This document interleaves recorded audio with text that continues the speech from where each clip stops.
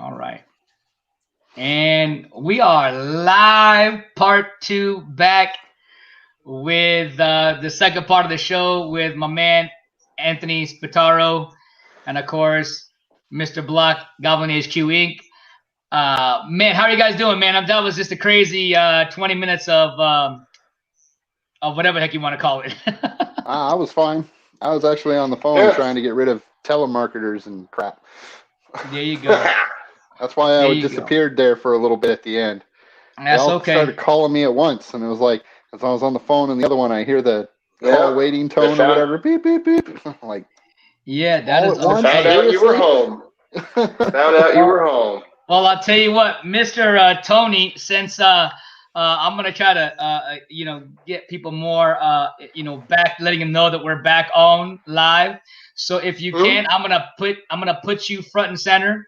And I want you, because I know you had sent me a text or a Facebook saying, "Hey, my wife bought me some new equipment." And I'm actually calling from the classroom today. You know, the homeschool setup, the online over here in Las Vegas.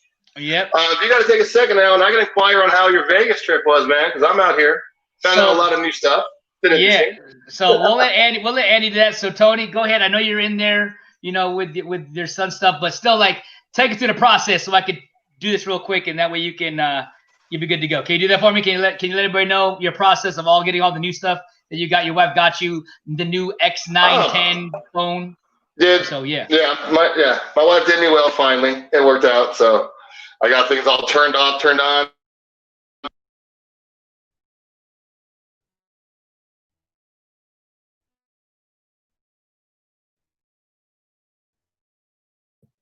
Hey, Tony, your mic have a lower tech phone because I break all the good phones. So one time I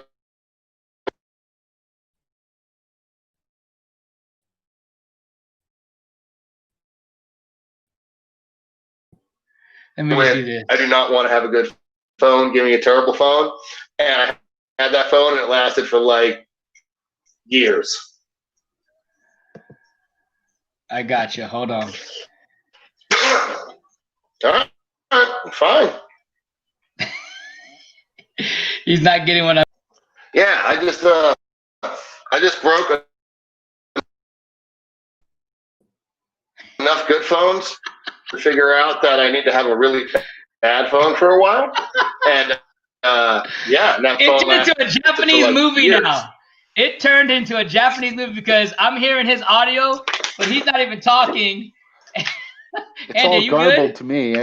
I'm getting bits and pieces, and then when he was on screen in the middle by himself, there was nothing. He was just talking, but I got the dog sighting for the Wednesday. Hold on, I'm gonna cut. Crashed out in the corner. Hey, Tony, come on back. Tony, come on back. I'm gonna take you off completely.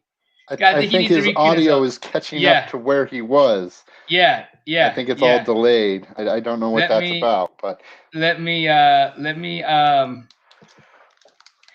Hey Andy, can you text on the chat, just put Tony, tell him to reboot himself in. And I'm going, okay, there he is. There it is. I think he did. You got it? And I'm trying to find out how I could just stop my cam. There it is. Okay, there it is. Okay, let me do that. There it is. Okay.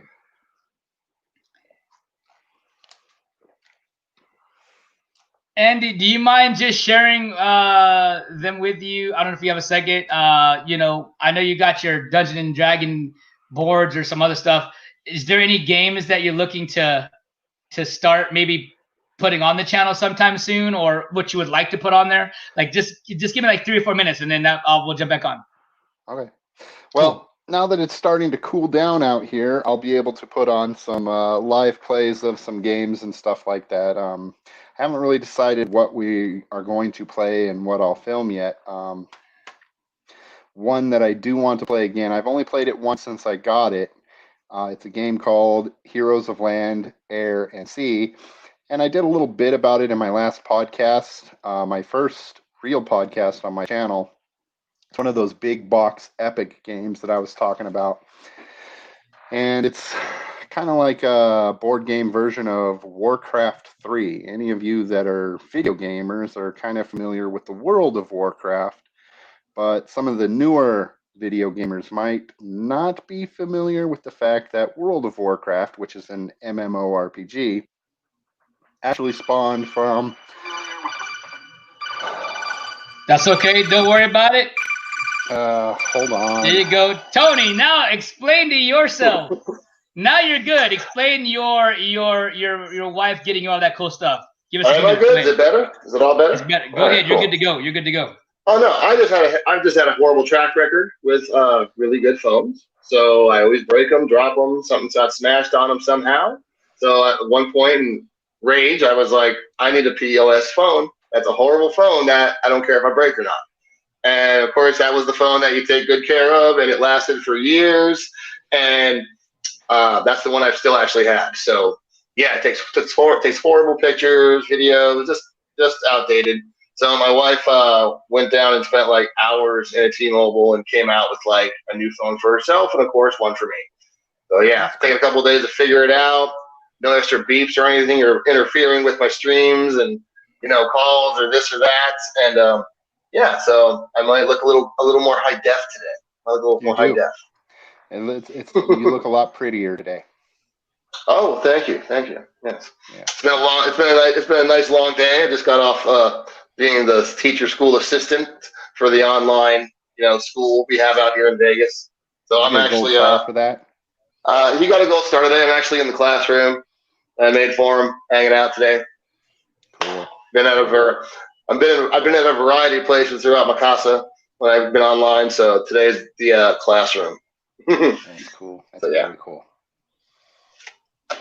So yeah, it's been pretty cool. You were just out here in Vegas, swinging around a little bit. What do you think? Some pros, some cons, some ups, some downs. What do you think? Well, I've been to Vegas before. I used to live there for a year, so. That's what I figured.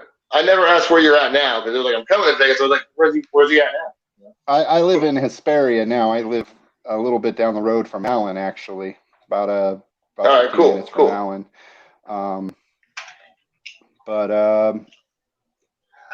one thing I did like is that I could actually go into Denny's and eat inside of Denny's. Can't do that here still. Okay, cool. Yeah, so you like that. Notice anything a little weirder though? Some places downtown are always outside. It's been really hot, so I've deterred from like wanting to sit outside with a mask on or things like that. Yeah. Well, putting on the mask and stuff doesn't really bother me. It doesn't bother me as much as it bothers other people. It's just like, if it makes other people feel safe, I'm okay with it. Fine, whatever. But everybody else is like, oh, it's taking away my freedoms. It's one more step to Big Brother. I'm like, dude, Big Brother already has us. That's already happened. We're not stopping that. We're not stopping that train. That train is already rolling through. I just been cracking jokes to some of my, saying some of my fellas, I've heard, sometimes I look better with the mask on, dude. I'll tell you. Yeah. And I got the face. You guys all Zoom call me, and I got a face more for radio. So it's kind of like. Nah, this mug. This is a radio mug right here. So long story short, I always roast all my guys online where it's like, you best go out and grab that lady while you got these exotic eyes, all they can see.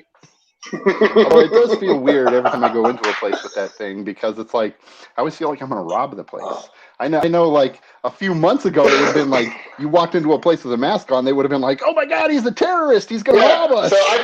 So I can walk into a bank with a mask on and ask for money, Exactly. Yeah. But the problem with me is because I am very animated. My facial expressions tell a bigger, just like my hands, they express or explain how I'm feeling, whether I'm being sarcastic or, something like that. And when you have a mask and I got some lokes on, like going to the store, you know what I mean? I got to like take this is one of those where I got to like kind of like explain a little more to people like, no, it's okay. I'm good. It's okay. I don't mind. Like, or something. I got to be more verbal about what I'm feeling or expressing because you can't just see the smirk on my face or the nod as well. You know what I mean? There's things where that mask really covers away. Like, I'm trying to do this stuff, but I still look like you could be like, man, You know, so exactly. It's been a little tricky. Well, so yeah. I think we're good. I think we're good. Sounding good. We'll see who else pops up. But we got Helen Callas here. She said, "What's up, everybody?" And of course, yeah. Now things are moving quickly, man. I just driving for Amazon. Driver. Yeah. I wonder. She lives in San Diego, so I wonder where the hub for that is. Because I know the hub for Amazon for us is in San Bernardino. So I know that. Do they have more than one hub there, Andy? They have multiple. They have like 3 or 4 of them up and down Southern California. She said delivering to apartments, the hardest ones, so we'll be in and out of listening. Of course, no problem. And of course, Andy wants his stuff. Yep, always wants his stuff. Yep, ain't nothing wrong with that. Give me the stuff, man. Give me the stuff. Give me the stuff. You guys have been on you guys were on for like an hour before I showed up. And stuff. Yeah. So a lot of the Chad, Black Panther situation, stuff like that. Yeah. It's a shame. It's a good guy. Did good things when he knew he was like no one else knew, and he didn't use it to like for sympathy or it was like his business. And I'm gonna do this stuff for me and be at peace with things, and then things went down. You know what I mean? Mm-hmm. Yeah. So shame. Yeah. Shame. And, I'm sure you've already had the debate of who should be the next Black Panther, or if there even should be one yet. Not yet. We're gonna do that next. We're gonna do that next. Is it too soon?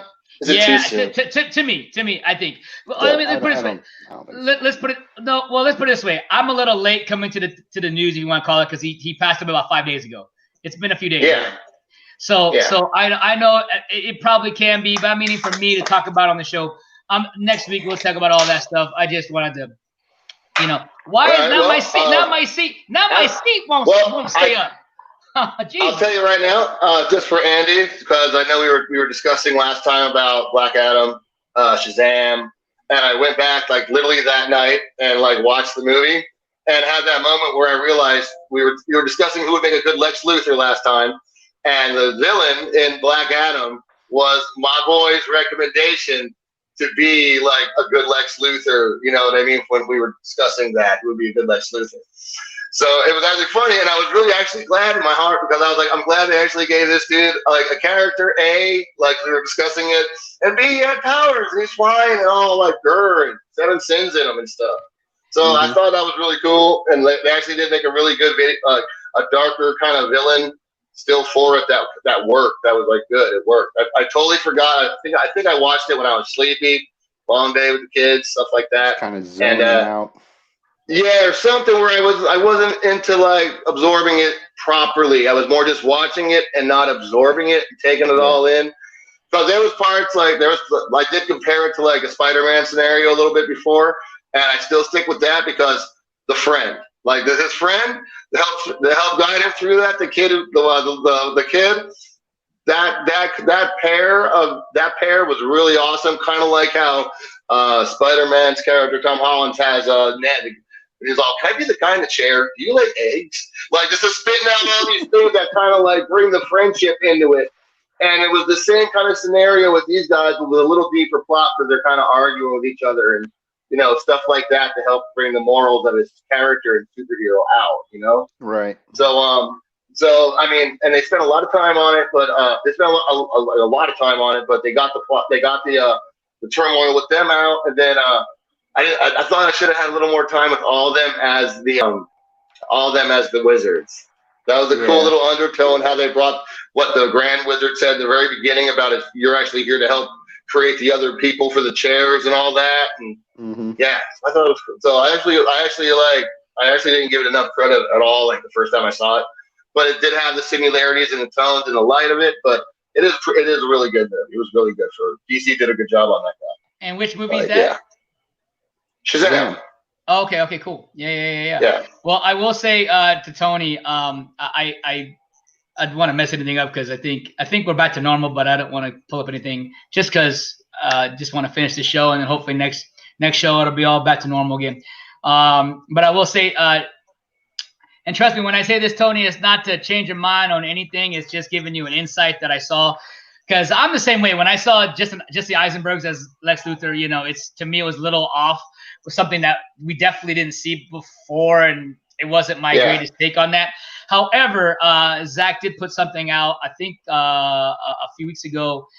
He had stated, because somebody asked something to a similar question to you did, but not so grand, if that makes sense.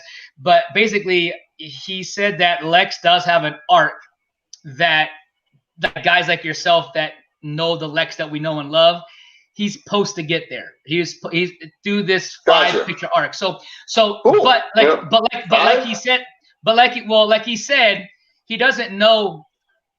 You know, we're taking it one step at a time. You know, after Snyder Cut, if it does great, maybe there might be other stuff. So I mean, this is an old debate I had for like months with like I said, with a friend of mine, and he went with the actor who wound up being the villain in Shazam, and I was actually leaning towards the villain of Ant-Man. I was the villain who was in the first Ant-Man, the Yellow Jacket. Yeah. So I mean, the Snyder Cut's a huge deal. If it does well, then you know I believe that he'll be able to do his not 5-picture art, because now I think a lot of stuff's going to be going on HBO Max. They're really pushing this thing to do more shows and not just movies. So they're going to have their movie stuff, but they're really going to do all their crazy, maybe even if you want to call it the Snyderverse, will probably be on HBO Max type of thing. So if it does well, and it's so funny because people is like, well, if you really want it to work, it's like you got to kind of do what you say you got to do. So it's like if you're talking about you're going to support it, you can't just talk about it. You're going to have to pay for it. You know what I mean? So guys that want to support the Snyder Cut that's begging for it, you know, hopefully they'll go sign up on HBO Max and not just, you know, hey, I'm going to go, you know, take it off someone else and watch it off their, you know, or whatever. Gotcha. You know, bootleg I actually already have HBO Max. I see you, Andy. So yeah, and I'll be the one. Andy, I'll be the one giving you the link. So yeah.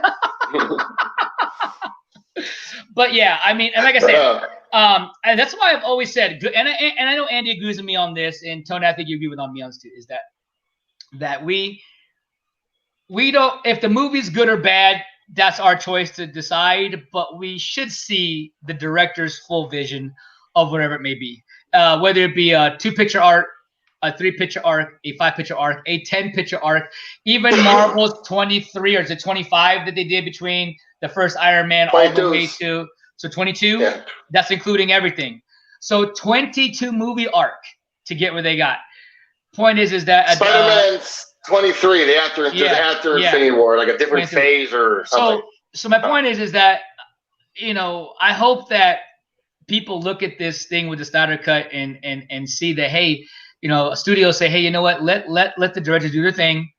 And you know what I mean, and let them finish. You are of course defending the Snyder Cut, and like I said, we were talking about the character that we've seen not in the Snyder's Cut, and he said he wasn't going to use any of the same footage. So this is an old conversation of the Lexes we're talking about those actors, but there is a potential to have this Lex go another direction that we didn't see on a film yet. So for sure. I'll give the dude I've given him a hard time, but with this whole new reset of a Snyder Cut and not using any footage that you've seen from the other guy, he's not using it. Nope.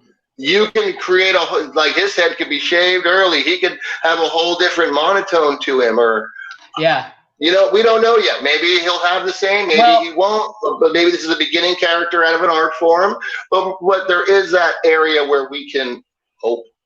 Or have that area, you know, give him some space. Well, let me say this. I remember, and I will definitely go off some DC because I know Andy always gets dived into DC news. But we're gonna and I want to talk about some other stuff. But I will say this: that at the end of Batman v Superman, we do get Lex's shave, and that's in the Ultimate Cut. But then in Justice League, the Justice League as we would call it. They did a post-credit scene with Lex there, and of course Lex leaving or escaping the Arkham, whatever you want to call it. So, or not Arkham, but the jail cell. And my thing is that I remember that they made that into a post-credit scene when it's in all actuality is actually in the Snyder Cut. So it's actually going to be in the movie. So it's part of the movie. And there probably is more scenes maybe after that. I don't know. But that's not a Josh Whedon cut, or Josh Whedon scene. That was an actual. The only one that's a Josh Whedon scene from the post credit was the Superman and Flash racing. That scene won't be in the Snyder cut, even though it was cool for us to have. But that was not a Snyder. That was Josh Whedon. He cut that scene, so that won't be in there. So either or, it's like you said, it's 100%. Everything that's being shot. It's going to be all that. There still is an avenue where opinions can be changed about his previous character version in the other Justice League. Yeah. So there's still light. Yeah, so have you guys seen the new Yoda look for the High Republic trilogy? Did you guys see the new look for that yet? I didn't even hear anything about High Republic. Yes. What the hell that is. So that's okay. So that's the new. It's supposed to be 2,000 years before the prequels. Oh, so you it's mean supposed the to be Old Republic. But they're called. It's not going to be at the. When I say High Republic, is because they're renaming it because it's going to be like the. It's not going to be the like. They're not starting at the very beginning of Old Republic. They're doing it like at the heightened part of that section. That's why they're calling it the High Republic, because it's going to be 2,000 years. It's really hard to say prequels of the prequels. yeah, I know, huh? I'm gonna find. We're making prequels to those prequels, and then we'll do prequels to those prequels. Yeah, the prequels. The pre-pre's, the pre-game pre-prequels. Hey, it can't be worse. It can't be worse than Halloween and Halloween. Okay, it can't get no worse than those two. Yeah, it can. No, but it came close with Suicide Squad and the Suicide Squad. It's like true. But they put that the in there. They're just going to overwrite that other one. so you mean to tell me it's going to be wait. It's going to be the prequels, then the prequels, and then the OG, and then the I don't know. No, we're just saying that it was going to be there's. Listen, they made 4, 5, and 6 first. Then they made 1, 2, and 3. Then 7, 8, 9. And now they're going back to negative 1, 2, 3. Negative 1, 2, 3. And to make it even better, the prequel of the prequels. And to make it even better, they're supposed to maybe redo 7, 8, and 9 in a different timeline. So get ready for that. Yeah, you talked about that. But a younger Yoda is going to be a tough act for a baby Yoda. Hold on, T. We got to say what's up to my Patreon, Miss Nicole through the veil, Paranormal. How are you, ma'am? It's good to see you. Right. Yes. Okay, so, I know about Baby Yoda. I got what you're saying.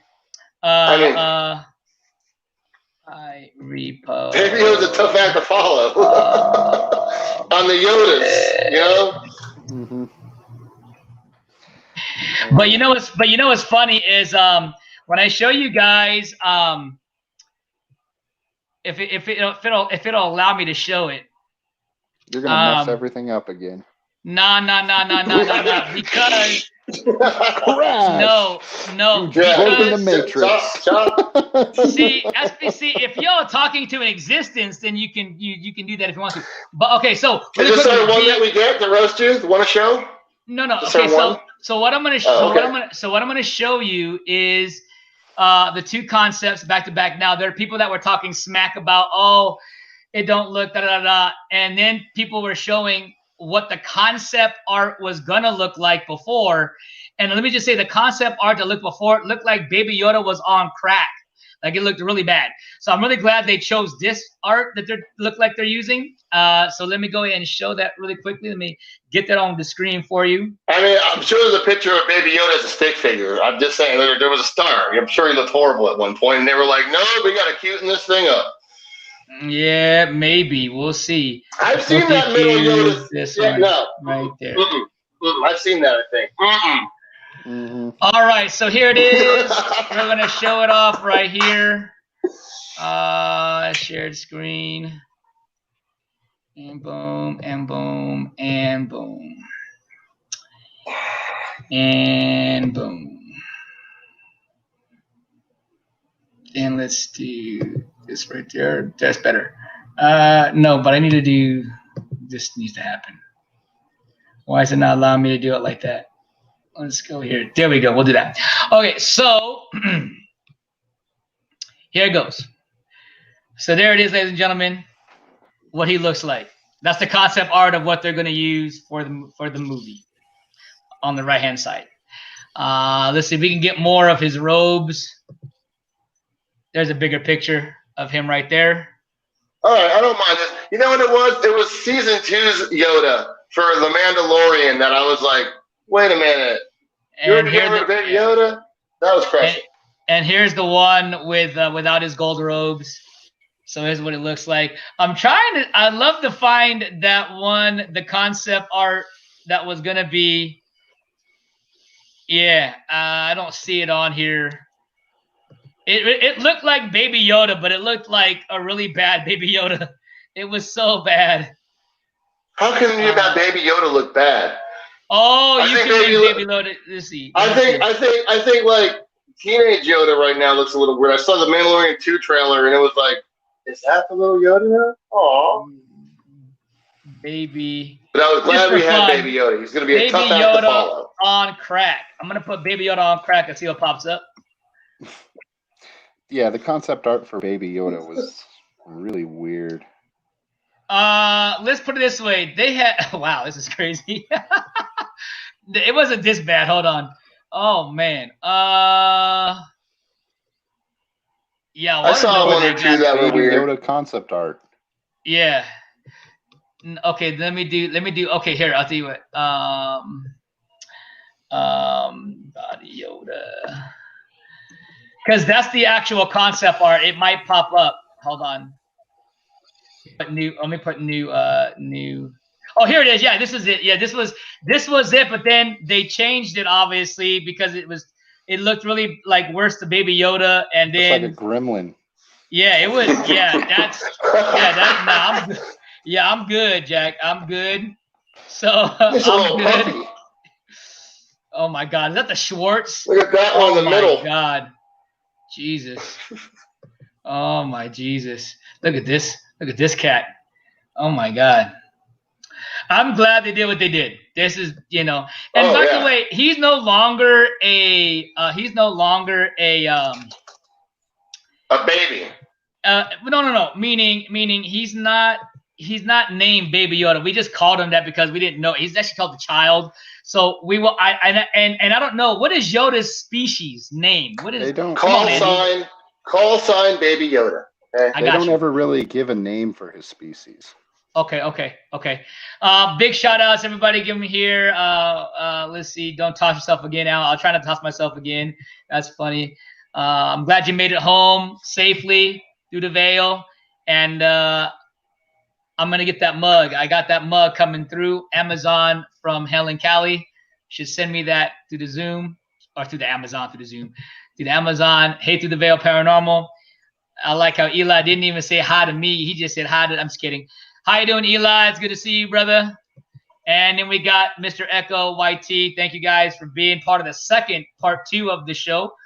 But yeah, so wait a minute. Now, I heard you say something about a trailer too. Have you seen teasers for The Mandalorian second season? Yeah. There was a teaser?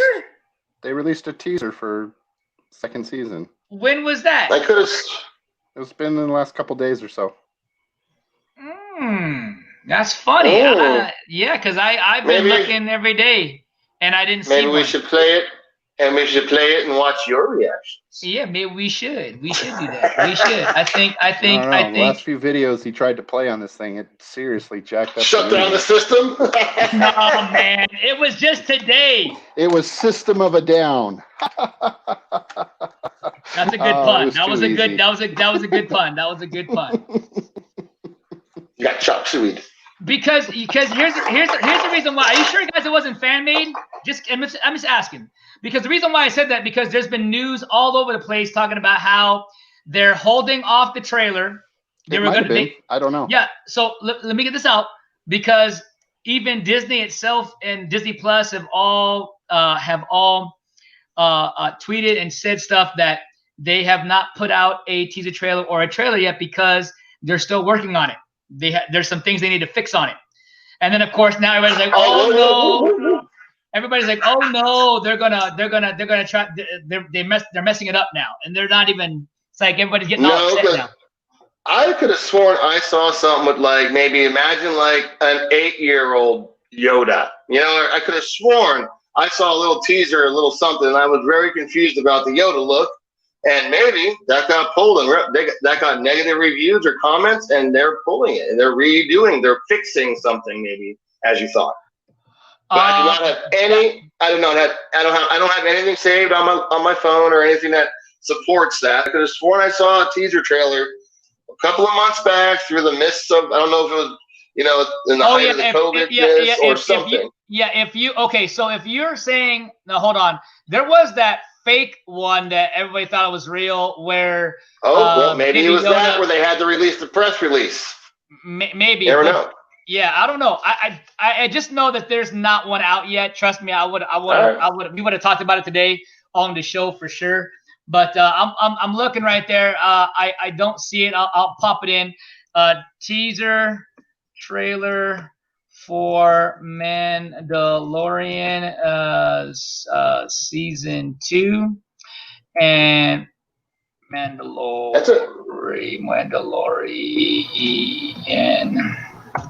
All right, let's see what pops up. We'll see what happens. Of course, we have Through the Veil, put some smiley faces on, and I see something about a remake of The Stand. Yeah. I heard about that too, of The Stand.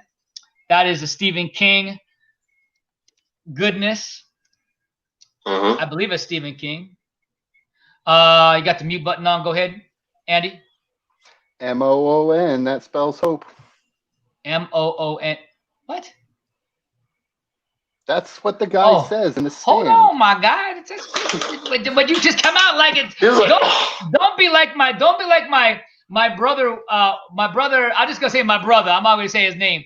But you guys will come at me with this like all these phrases from movies, and yeah, I may have seen the movie or seen the show or read the book, whatever. And then I'm supposed to know. Like that? Nah, I don't know. Because you're supposed to watch it at least 5 times. Man, nah. Yeah, okay. So letting you guys know. Are you guys listening here? I'll even show it to you guys. I'll show it to you guys. That way you can see it. Not like that in the trailer. I just found out. Just watch. Hold on, Tony. Here, look. All right. So if you see right there, it says everything's 4 months. You know, I see a teaser trailer minute breakdown by Emergency Awesome. He's really good at catching stuff. But nothing really. I see it right there, but they're more 1 minute teaser trailer.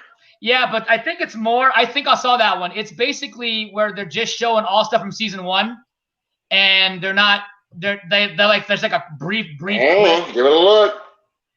Yeah. I don't think there is. Search it. One. I'm looking at the list myself. Cool. Thank you. All right. Cool. Then there ain't one. All right.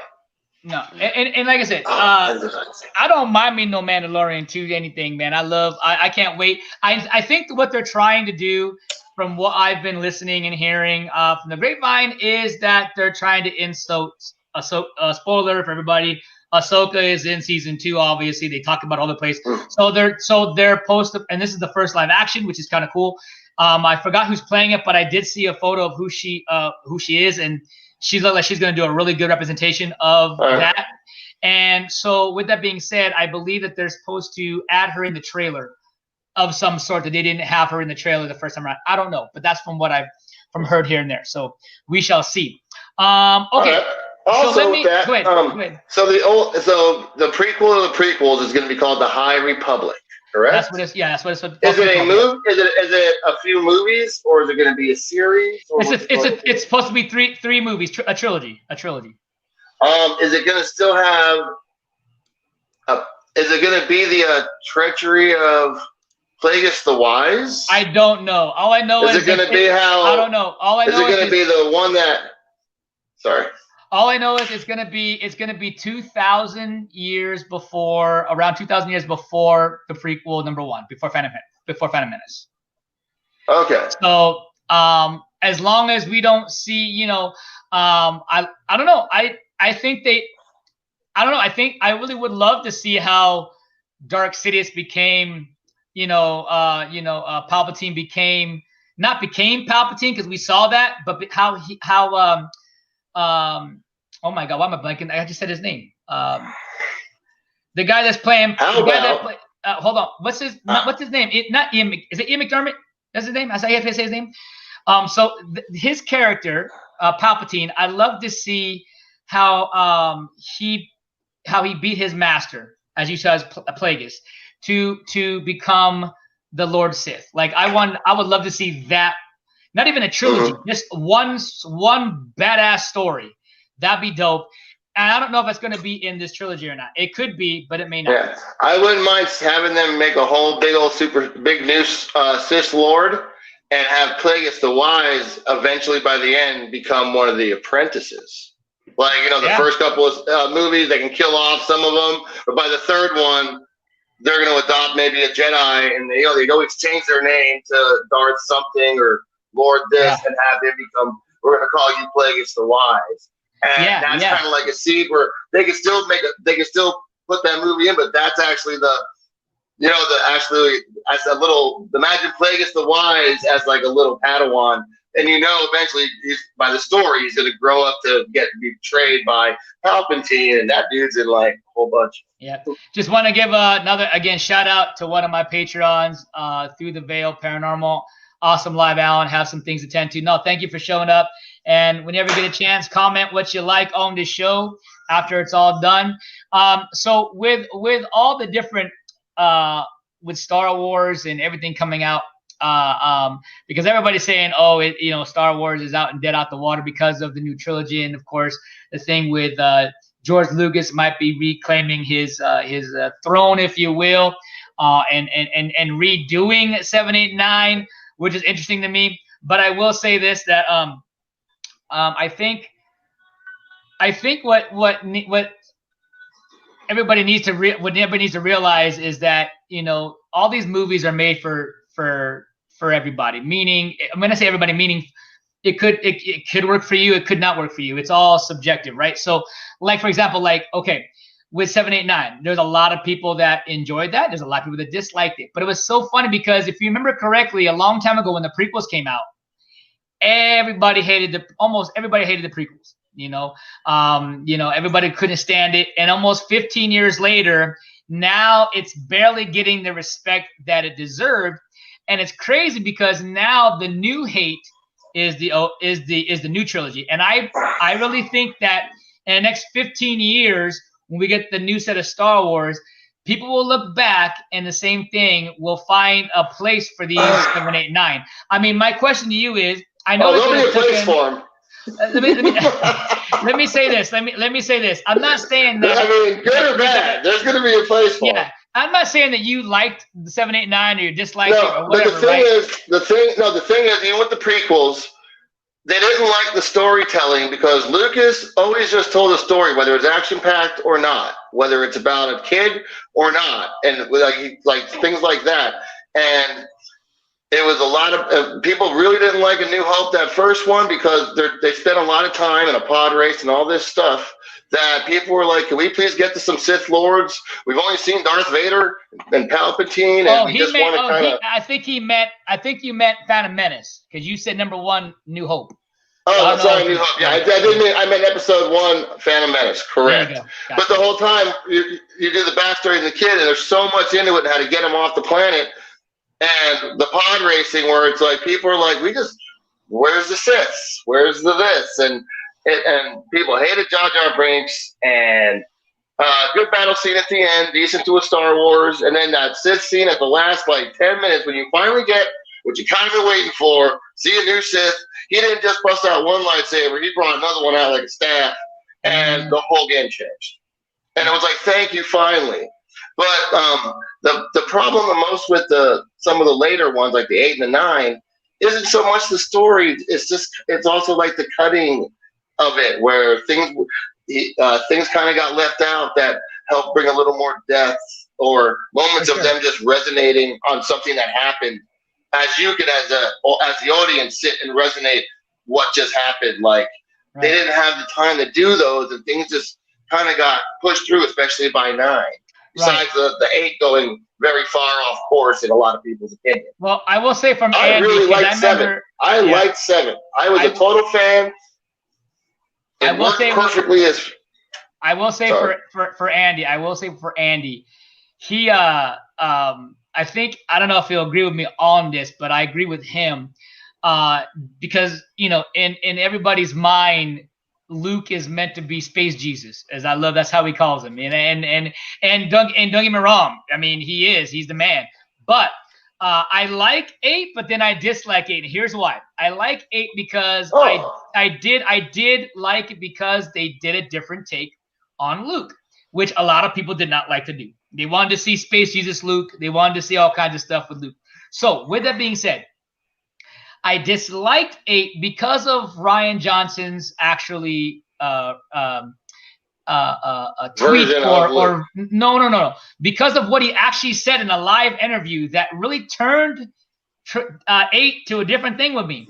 And he actually said this. Now, this is the director saying these words, and that words is this.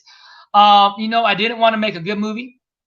I wanted to make pretty much a bad movie. I wanted to make a movie not just to please the audience, but I wanted to make a controversial movie so people can talk. And whether you liked it, whether you hate it, you got a chance to speak about it. And so when I heard that from him, I'm like, man, I was defending you, big guy. I was defending you. And then he gave me that.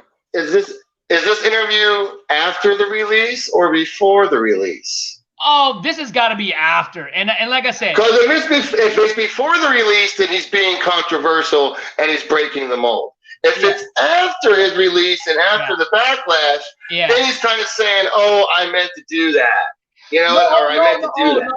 No. He was basically saying, "I don't care." He looked at the fans, telling the fans, "I don't care." Basically, I don't care what you guys do. And that's what I'm saying. Like, and I see why people were upset with Rian Johnson for saying that, but. All I can say is I didn't mind the new take. I know, trust me, we all wanted to see, Luke lift up the X-Wing instead of 9 and not a Force ghost. But spoiler alert for anybody that haven't seen Rise of Skywalker. No. But you know what I'm saying? They wanted. Let's put it this way, Tony. I'm being 100% real with you. I'm being 100% real with you. If the fight between Rey and Luke had an actual lightsaber in 8.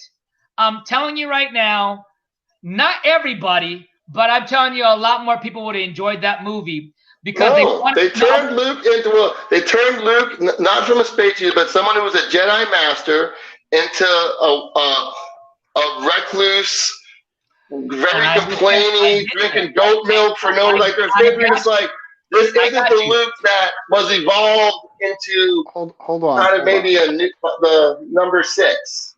Hold on. I got you. First of all, Alan, I found the tweet that you're paraphrasing. Okay. And Rian Johnson actually didn't say that. I'm not talking about a tweet. I didn't say tweet. So hold on. Don't ooh, and next time big talk to me like, you know what I mean? Let's try that again. First of all, I didn't say tweet. And if I said tweet, it must have been the other thing that I was talking about. I said a video. I saw a video. It's a video of him talking, coming out of his mouth, him saying it, not a tweet. I thought you said a tweet. No, that was a tweet from earlier. I said something about a tweet earlier about something else or somebody else. It had nothing to do with Rian Johnson. I might have said tweets that came out maybe from Rian Johnson, but what I said, that specific word, I'm not saying tweet. That was a video, an actual video, him speaking in front of a freaking audience, him speaking in front of, getting asked a question, and he freaking said it with his own mouth. And like I said, I'm not mad or upset at the guy. He can do whatever he wants to do, make whatever he wants. I actually don't mind episode 8. Like everybody else hates it. That's on y'all. But me, I just like the different take. Like you just said, Anthony, you said, oh, we got the with the Space Jesus. See, we the way from episode 6. Trust me, everybody wanted to see that. I wanted to see that. I wanted to see that more than anything, see him keep going. But it was like almost like a snap. It was like a reverse. We like, okay, what would we do if Luke was not that he was bad, but he's just turned off. You know what I mean? He's even being turned off. It was just too far for, I think, his character to, I don't know. I found too many things a little off. It wasn't like wrong, but it wasn't spot on that I was looking for. for number 8. I loved 7. I mean, I loved 7. I thought 7 was a great reintroduction. Even though you gave me just a little bit, you left Luke so mysterious. It was awesome. And like you gave us a little bit of everybody, and I thought it was a great reintroduction of new characters. They were funny. They gave homage to the original trilogies with certain tools and toys and pictures and the chess games and on the Falcon. You know, things like that, where it was just like he did a really great job of locking everything. I thought 7 was great, and like the future was, you know, it could have been anything. But then I got a version of one of the anythings, and it just, from the minute he looked at her after the setup and then just threw a lightsaber away after his, like, it just threw everything off. His sister told this other woman who's a Jedi, like, that we need help. It's dire straits. You've been hidden. We found you. Chewie's there.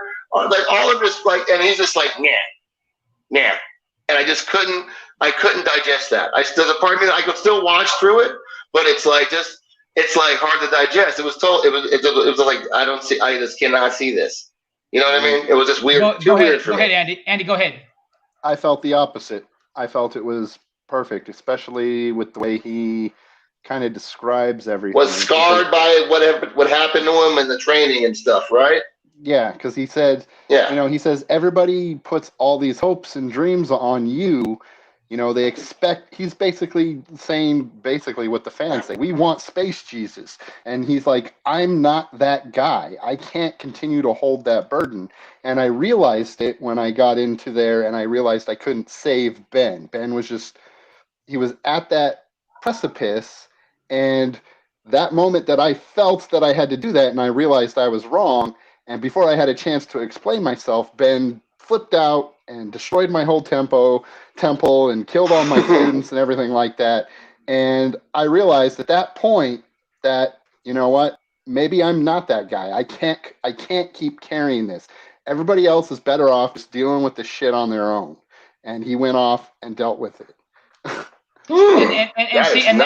nice way. I have not heard it like that before. And that's why I actually don't. That's why I like 8 that way, because it's a different take on a character that everybody wanted to see XYZ. That's why I mentioned this one thing, Tony, where I said if that fight between Rey and Luke on Octu would have been more of a lightsaber fight. I'm not saying, now you got to remember, people's perceptions of movies isn't just because of a story or because of an action scene.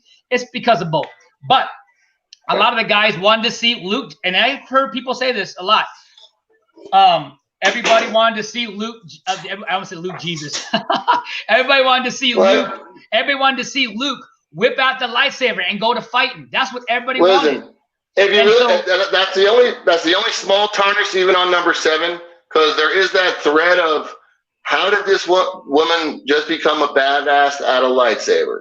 Yeah. All right. Now, and you're sitting there saying, like, even if you had lightsaber, are you telling me that even if he's disconnected from the Force, like, he couldn't have just, like, come on. He knew how to do his little force break from hitting the rocks when he fell. He didn't really force himself. No, that's why. That's why I said my initial emotion is that. Yeah. If they would have put that in the movie where he had drawn his lightsaber out and she had her out, obviously, whatever, and they would have had that little moment fight, because that was a lot of things. Everybody said number 8 didn't have no lightsaber battle. And yes, technically, it had no lightsaber battle. They never connected. But. Too soon. You sound like a lawyer debating a rape case or something. I know. They never penetration. It's called a stalking. but the two. It's called a stalking. Let's just say that the fight between Kylo Ren and Rey versus the Imperial Guards for Snoke's guards, I thought was an amazing fight scene. Even though it wasn't lightsaber on lightsaber. That was something we'd never seen before. It was something different. I really enjoyed it. And that was into the video game that had an awesome storyline called The Force Unleashed. Yes, a horrible storyline in The Force Unleashed too. But they should have made a movie with that dude, with that storyline right out of the gate. And they might, and they might. And I will say this: is not, again, these are just rumors from what I heard, and it would be awesome if George Lucas does take it to reign, because I know he'll treat the character with the respect, if you want to call it that. And that is, I don't know when they're gonna make that. I don't know. It's gonna be somewhere in the timeline. Everybody really, even though there's a lot of people that enjoyed Rey's character, but a lot of people liked Kylo Ren's character to some degree. So they want to flush out his character more, and so they might do a thing between the Luke Skywalker, you know what I mean? Harrison, well, Mark Hamill, and of course Kylo Ren. Basically, I think one movie where they showcase that Luke training Kylo and how Kylo turns, almost like that one scene is going to be a movie on Disney Plus, which I'm actually down for that. I'm down for that. I just want to show this thing from Dave. Dave chimed in. He said, "I hope the new Star Wars has absolutely nothing to do with any of the new ones already made." Yeah, I agree with that. And I'm hoping they don't play cash grab other than Yoda. You know what I mean? I don't know who else can play in that High Republic. I don't know who else can play. I know they can play anybody they want since it's 2,000 years ago. So when you say anybody you want, like, can you name me some characters? Go ahead. Well, they can make anybody they want because it's 2,000 years ago. They can make any characters. They can just make up, I'm going to make Floopy Pants. This is the Supreme Jedi. That's not what I meant. Oh, my God. Okay, let me phrase that. I'm meaning what characters from the prequels, besides Yoda, can they bring in that series? They don't need to bring in anybody because it's 2,000 years old. I know. That's why I'm saying, that's what I was asking. There was nobody else other than Yoda, correct? Yeah. That's all I'm trying to say. Not even Yoda, really, because Yoda's 900 years old by the time the prequels come around. So he wasn't even born 2,000 years ago. So he's gone. He's not even an itch in his daddy's pants. So what I'm saying but they're probably going to bring the timeline up faster than, like I said, they said it's around 2000 or it's supposed to be way before the prequels. So everybody's been saying, like I said, because Yoda is obviously supposedly in these movies, it's got to be either he was really, really young, and then as they grow up in this, as they go in, I don't know how they're going to work that out. All I know is that I like Dave said, I hope they bring in new characters. I don't mind a familiar face here and there. It's kind of like what you and I talked about with Luke, with Mandalorian season 2, with Obi-Wan Kenobi. Obi-Wan. Yeah, I don't want to see a whole thing with Luke. I want to see if they maybe do one episode, maybe two, of him as a young boy, teenager type of thing, and that's cool. Like, I don't want to see like all the, the only other two people that I want to see back in Obi-Wan is maybe Christian Haydenson as Anakin, as either flashbacks or as Vader, and then and again only in a couple episodes, and everything else is Obi-Wan. Yeah, David, but those books are actually junk. They're all fan fiction junk, and Disney and Lucasfilm have already regulated them to what they call their Legends timeline, which aren't canon. So yeah. So and apparently that's what's happening with the 7, 8, 9. They're supposed to be going into Legends sections if they redo 7, 8, 9. So yeah, I don't know. I mean, let me ask you. Let's go down the line. I don't mind 7, 8, 9.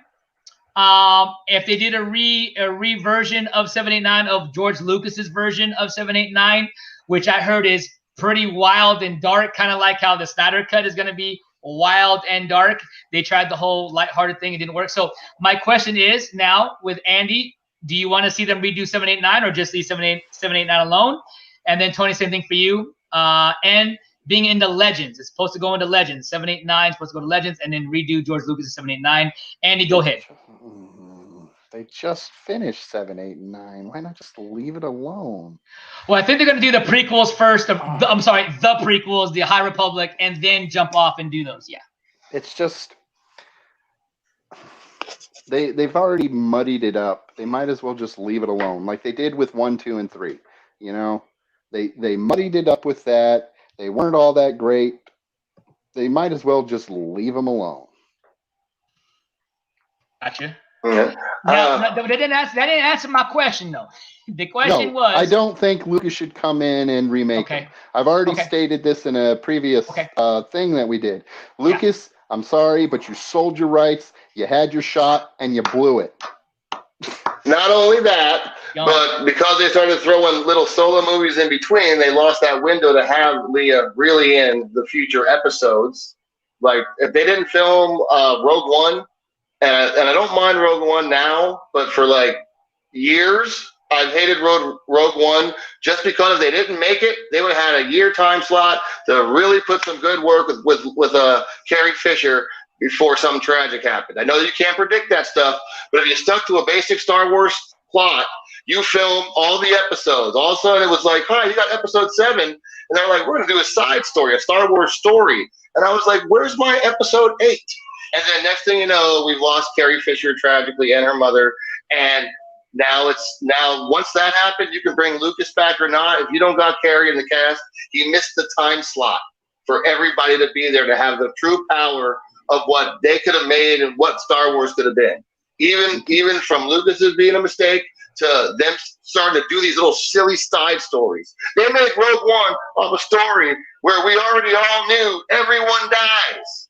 No one makes it to the next episode, and you're making a story out of it. I was so offended by that in general. And then Carrie Fisher died and lost the window to make this. I was like, oh, you lost your window. If you stuck to a basic old school formula and didn't start going off, you would have definitely had 7 and 8, and you would have had plenty of stuff to go through with for her. She passed away from that. I gotta stop you 1 second there, Tony, because me and Andy are kind of going the same look at the same time. But I will say this: Carrie Fisher was alive for 8.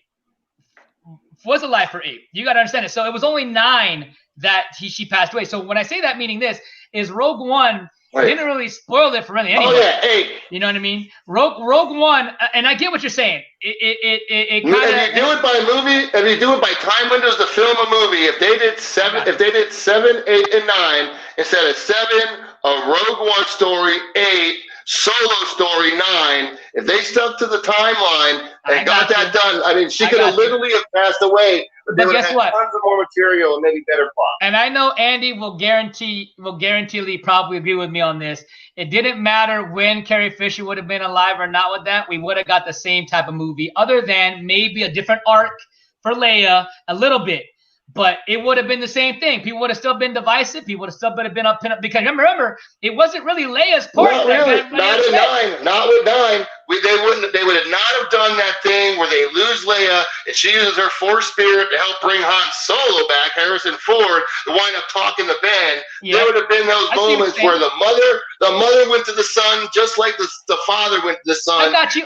Like, bring in the love or do something, and I will change this. And we lost that. We lost all the substance in a Star Wars. I got you. But I'll tell you one thing. Carrie's arc. I will say this. I do agree, and I would have loved that part. But there was just something significant to see Han Solo, Harrison Ford come back in I call it a Batman v Superman, Man of Steel kind of essence, where Clark Kent went to the mountain. He wanted to kill. He wanted to pretty much die. He was going to die. Oh, yeah, you told me that. Yep. And he saw the vision of his dad.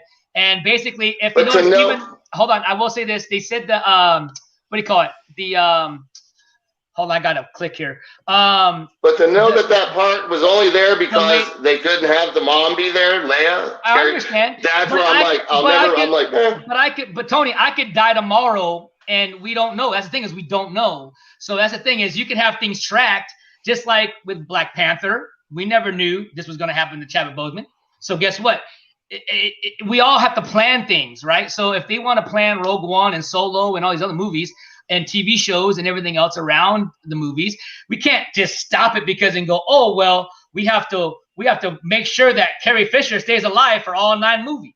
No. I mean, you know what I mean? What are you talking about? These actors are in their golden age. You're lucky to have gotten all 3 of them together. I got you. You know what I mean? It's like you don't see that, but we can all agree on that. We can all agree on this that I'm going to say is because of that, Lucas can do whatever he wants. He lost that window in time to have his golden quality, to have the director and all them, and to have that magic.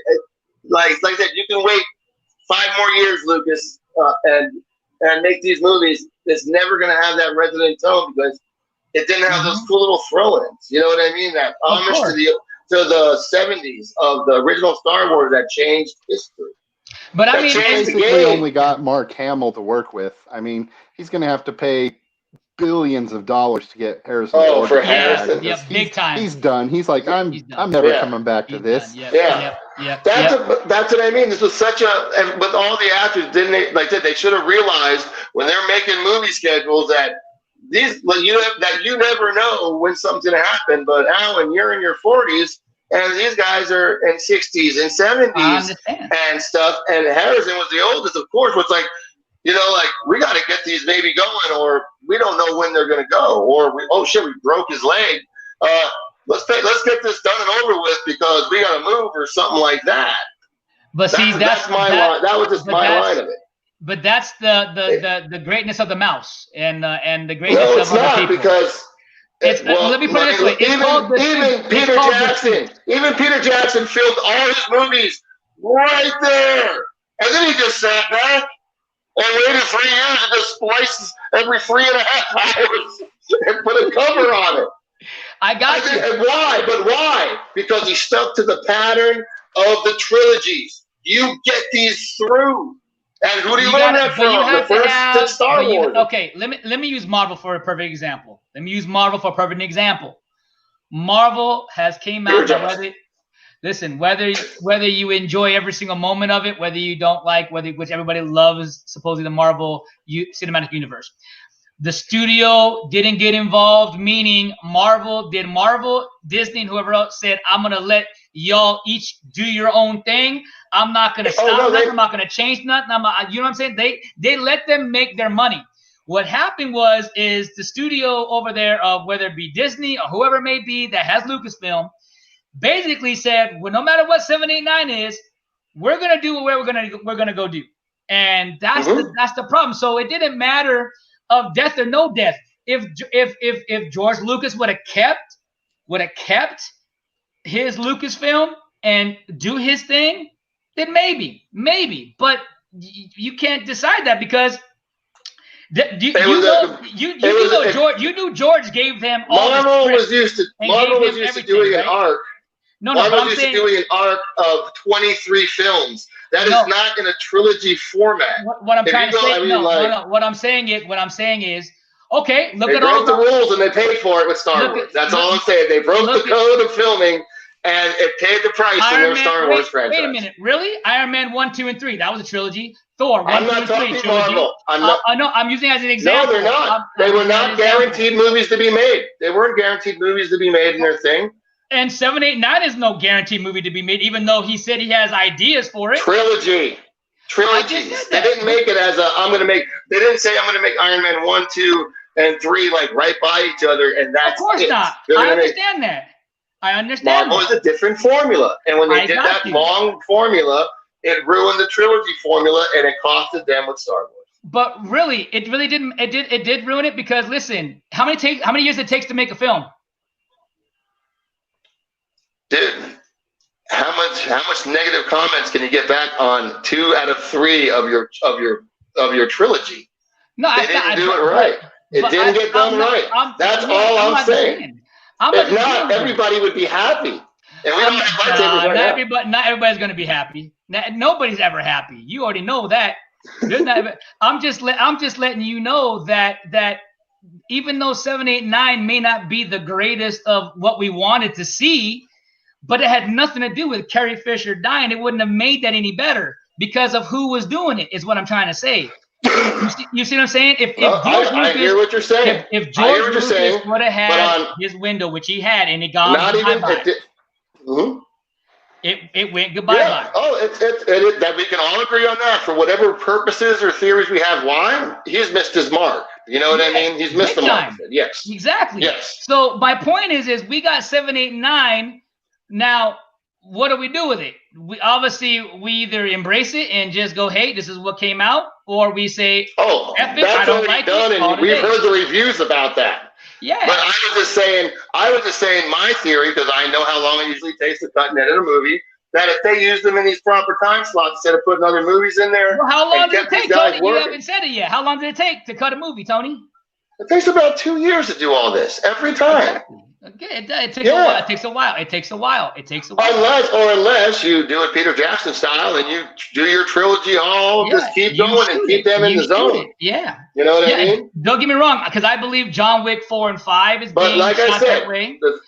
But you got to remember is there a John Wick side story in there right now that's being filmed? It's coming out before John Wick? It's actually called. We can't do 5. He has 5. This is a whole new thing we're trying with John Wick. Actually, this is a whole new thing. See how he changed it up on me there. Look, all I'm saying is the power of the numbers. What are you trying? What is your starting game and end game, and how many hours, and what are you trying to make out of a movie? You got to remember, everybody's got to be on the same page, Tony. That's got to be on. I mean, and granted, it should be, but a lot of stuff in Hollywood never works that way. You might go, okay, we're gonna do a 5. Perfect example, we'll just use Justice League. Perfect. We got a 5-picture arc deal. Halfway through it, it gets cut and thrown away. Whose fault is that? I don't know. It's not mine. But my point is halfway through it, then they should have made it. They should have made it. They should have made 3. They should have made 3, right? But man, I'm gonna calm you down a little bit on this because you got your way. I see Andy's laying back just watching the show. Let's see. We got that's true that you can't please the Star Wars geeks no matter what you do.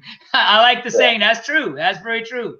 I will say and that it's all a generational thing. Like I said, they can't. From your original questions, Lucas missed the mark, and the art. They just made it. It's going to be what it's going to be. Whether you don't like a couple of pieces of it or this or that, Star Wars, unfortunately, now is locked in as what Star Wars is. I'm a fan of number 7. Number 7. I have 7 and I have 9. 9 just because it's the ending. Would you watch the Lucas version if it comes out? Depends on that trailer. You know what I mean? To me, for me at my age that grew up as a child to an adult in Star Wars, like to me, no matter what I got with number 8 or 9, that's the arc. That's the arc with my Leia, with the Luke, with everybody's origin from their beginning to kind of their end. They want to redo everything. I could get into it. I can still get into it. Just like how you get into any other stuff. Yeah. But the arc of it is pretty much done. And I'm a total fan. And I totally loved 7 because it did bring it. Like I said, it brought like little kids and little girls were all growing up. It was always the dudes with the lightsaber, and it was always like, what about Leia? And then you got number 7, all these little girls are running around with lightsabers, being badasses. I thought that was totally cool. And they still had the homage of all the old actors. They could stop right there, and I could totally be happy with just 1 through 7. I got you. What about Andy? I mean, would you check it out if it comes to that? If they show it, if he makes it? No. Okay. There you go. I'm tired of it. You're done. Yeah. It wouldn't be on my priority list. I wouldn't be like I'm running out to see it, but it's there, and I'll see it eventually. But there's no magic in it. No magic and lineage and dedication to whatever else is going to be made right now. Well, it's when it comes to Star Wars. The fact that the studio is trying to repair something that doesn't really need to be repaired. It's just like, just live with what you got. If you made some mistakes, if people don't like 8, then that's their prerogative. Fine, whatever. You told your story, just whatever. Like I said, I like 8. And kind of going backwards on our conversation, because Luke's story arc is very reminiscent of King Arthur's story arc.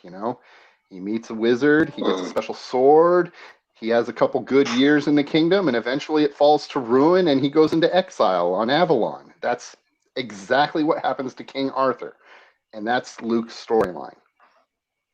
To me, that's how it resounded with me. So I was like, oh, that's very cool. He's mimicking freaking King Arthur. and then he comes back for one last hurrah to show that he is still the true king of Britain, and that's what he does. And I was like, oh, that's freaking amazing.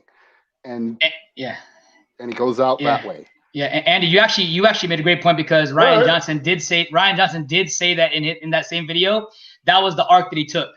So what you just said, Andy, was what he was going for. Again, the delivery, whether or not I do think his thing at the end was super heroic. I mean, when I was in theater, watched it in theater, I was on the edge of my seat watching that.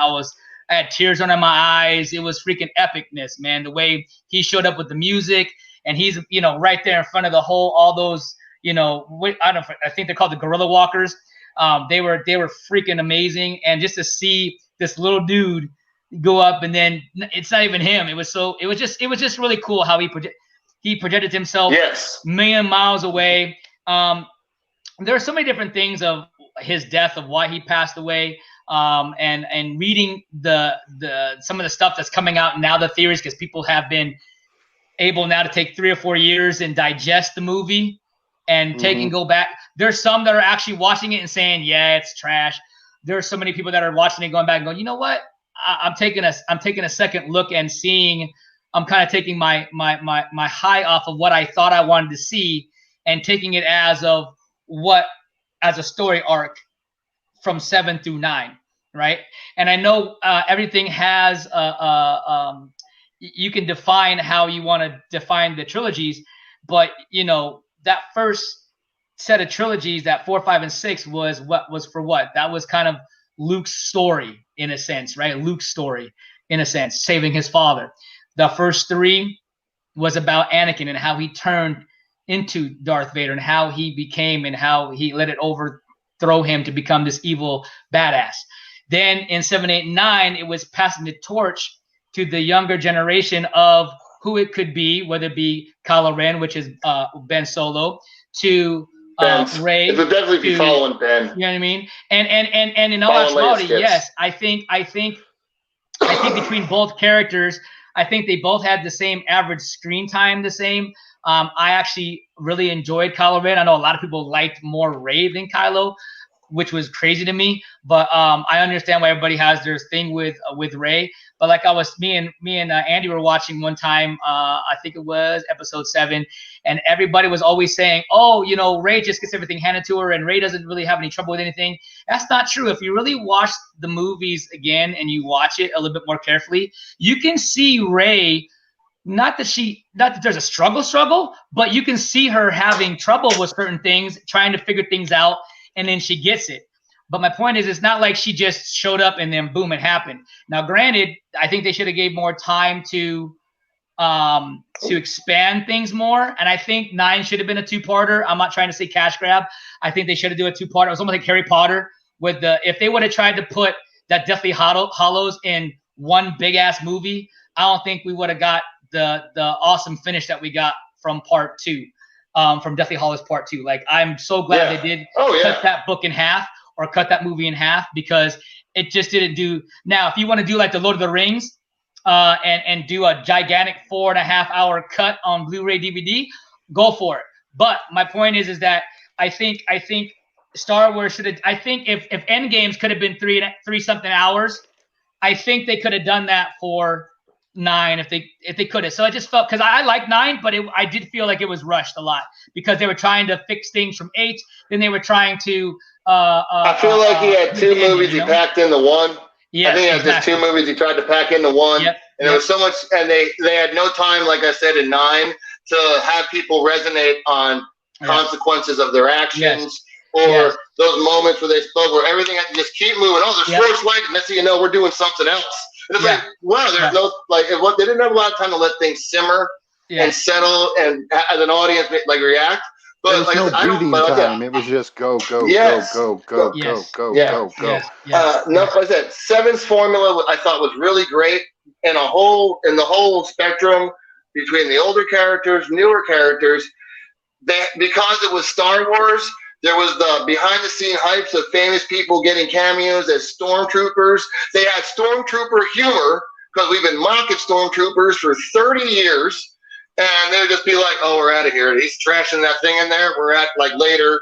Like they still included characters that people have talked about or joked about for decades after Star Wars, and now you got these guys and now you brought them all back, and they still show that these guys are like, hell no, I'm not going in there when Rilo's all pissed off. We're turning around. Kylo's throwing a temper tantrum. We're leaving. Yeah, they knew. They already know. But those little pieces of substance and those little knots like that tie the whole fabric together just started going. It was 8, and then by 9 it was there wasn't some of that. They made moments out of things like Chewie with the chess table when they're playing him yeah, well, you're 400 years old, you better be good at playing chess or something. But that could have been done a little better too, or a little deeper, not just as comic skit and little things like that where they number 7 had a lot of substance, and there was it had the cult classicness of it where other actors like Simon Pegg wanted to you knew there was a behind the scenes. Okay, we saw Star Wars, we loved it. Who was who? Or I heard that this there was a lot of other of that where everything kind of none of that was there in 8, none of that was there in 9. Homage to it was just little things that were just the substance and the tying of it were just declining. So, which is why I stopped kind of at 7, because I think they really did it right and opened the door and brought little kids in and brought a new line of people into Star Wars. But I think the message of that totally got that cult classicness, the formula just kind of started going down a little further. I just think it is our Star Wars. We are going to have them. Yeah, that's what it is. But I think Rian Johnson just should have been more of a team player. Like I said, I from hearing his video, I think if he would have just been, because you got to remember how many directors were there in the OG trilogy. There was 3 different ones, right? Or 2 or 3. So there was 3 different ones. But you notice how it all had it was all familiar, and that's why I was bringing into Marvel. When I meant Marvel, meaning as meaning as a trilogy. That's a game changer. But let me just say what I was trying to mean by that all. But because the link that I was trying to say was that you had all these different directors with all these different movies, but if you notice the beats when it came down to Infinity War and Endgame, the payoff, it worked because everybody had Kevin Feige and people of Marvel had a formula, a plan, and said, hey, we're doing XYZ. We can have all these different directors, but you can only do XYZ. And if you do this, you're out. If you don't do this, you know what I'm saying? That's the way that Star Wars should have been played when George Lucas gave it to Kathleen Kennedy. That's how she should have picked the directors and made sure that the directors that were going to be in that movie said, okay, we can do what we want to do, but guess what? We have to stay in this guideline. We have to do this, and that we have to stay here. That way, when the movie's all together, we don't have 5 different or 3 different crazy movies that didn't make no sense to each other. That's the same thing happened with DC in some degree. You know what I'm saying? Andy, I mean, do you a little bit agree on that with that? Meaning, we have the different directors, but they have to be in tune. And so when Rian Johnson said those words saying, hey, I wanted to make my own movie. I wanted to make a controversial film to have people talking, good or bad. And I was like, man, that's crazy that you even say that right now. So I was like, wow. I mentioned, if he said that before the movie release, then he's a visionary. If he said it after the movie release, I feel like he might be trying to be like, oh, I meant to do whatever you guys say. Ain't no visionary. I meant to do that the whole time. Yeah, they ain't no visionary. Hell no. He did that shit on purpose. But anyways, man. Hey, guys. I got about 6 more minutes, guys. Yeah. He's on too. Me too. We're all good. Hey, I just want to, we all got to go. But hey, I wanted to give shouts out to everybody really quickly. David, thank you for being here, Dave. Through the veil, of course, one of my patrons, Mr. Echo YT. We got Elijah came through. We have, of course, Helen Kelly that came through, and a few others that came in earlier on the show. Jax, all my Patreon guys. My Patreon again would be for Michael Simcoe. We got Through the Veil, Paranormal. We got Paranormal Underworld, and of course Helen Kelly. And so yes, really quickly, if we can get. I'm going to put this banner up really quickly. Where are you at? Bam. Mr. Andy, if you could tell them where they can find you and where you can watch him. Goblin HQ Inc. There you go. Tell them again, man. Let them hear your voice. Tell them again. Tell them again, Andy. Tell them again. One more time. Give it to them. You can find me over on Goblin HQ Inc. in YouTube. where I post videos about board games and Dungeons and Dragons and other nerdy crap. There you go. And Mr. Tony Spataro, where can they find you at, or they can leave you a message to talk about your Star Wars love, brother? Go ahead. You ask me this twice a week, and I always tell them right here at FIRELINE Entertainment. There you go, FIRELINE ENT at 1 p.m. You just want me to say it every time, I think. I do want you to say FIRELINE Entertainment. That's it. We got to be careful because I tried to patronize, but there is another FIRELINE Entertainment, but it's the way they have it set up. But it's okay. We're going to figure it out. But yes, FIRELINE ENT, we're going to start trying to use more of.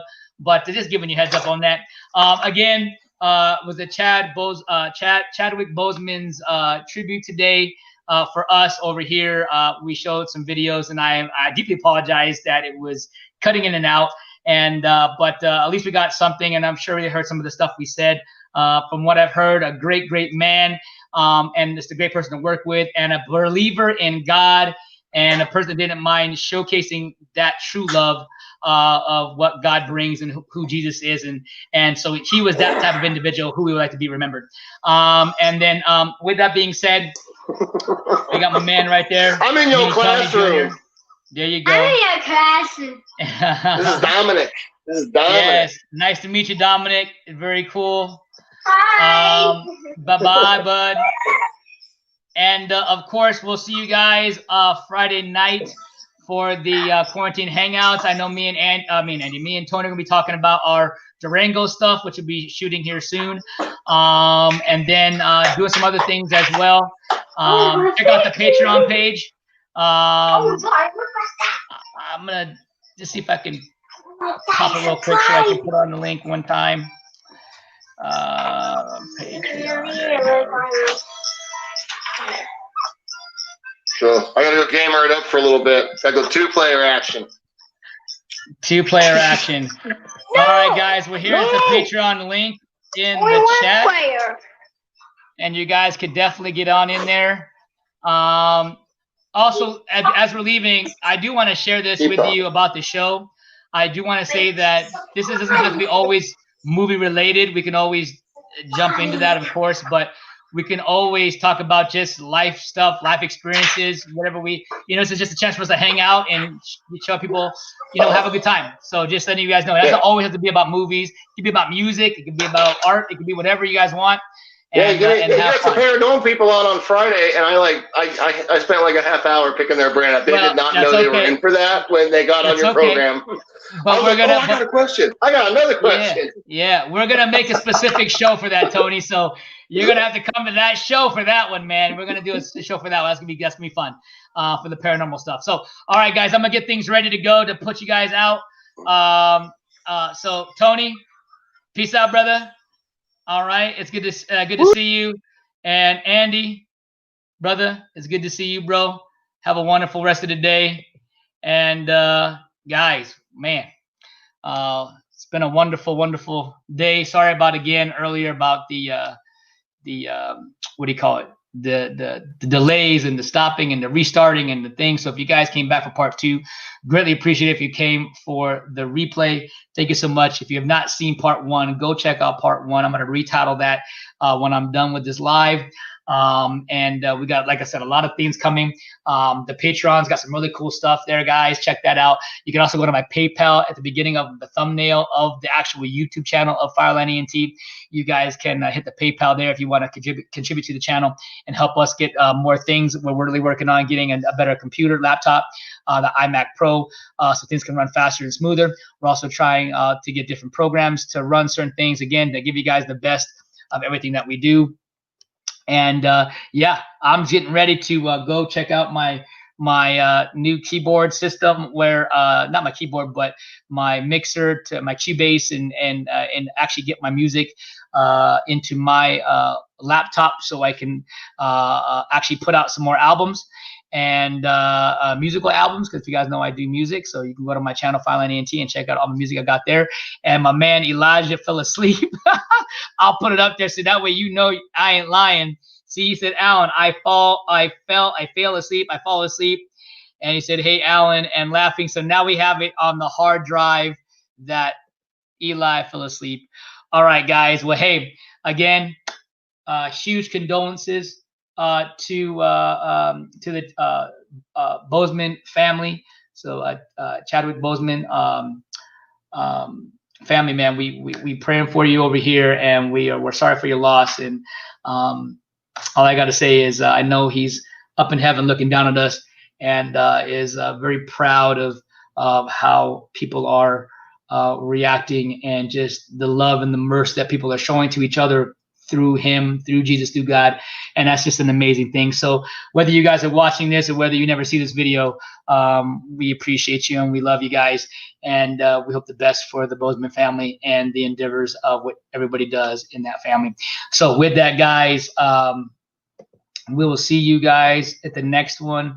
I'm just fixing up, getting things ready for the goodbye part. Yeah. All right, guys. Hey, we love you. We'll see you on the next one. You guys have a wonderful, wonderful week. Wonderful rest of the day. We'll see you this Friday at 9 p.m. PST for some quarantine hangouts. And of course, Making a Beat should be making another stop here soon, another live here soon with that. And I got some in my eye. And of course, we'll see you next week at FIRELINE Live at 1 p.m. PST time. And we love you guys. God bless. Peace.